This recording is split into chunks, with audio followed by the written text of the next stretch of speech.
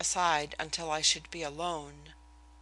"I do not think I can make you understand," I began, "how torn between two emotions I have always been when I think of my father.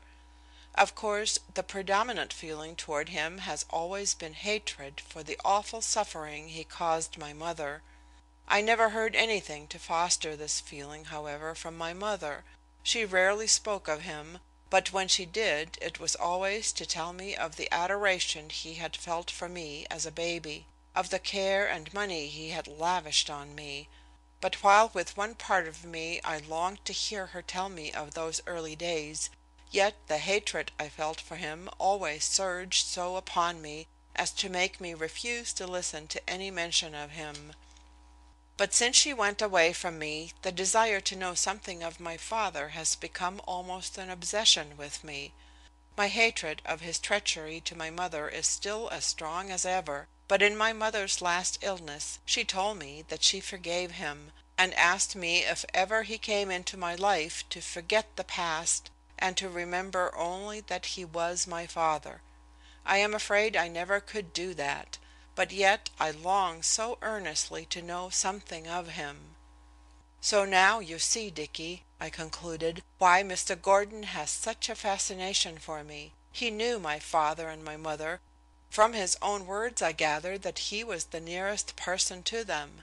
He is the only link connecting me with my babyhood, for Jack Bickett, my nearest relative, was but a young boy himself when my father left, and remembered little about it. I don't want to displease you, Dicky, but I would so like to see Mr. Gordon occasionally."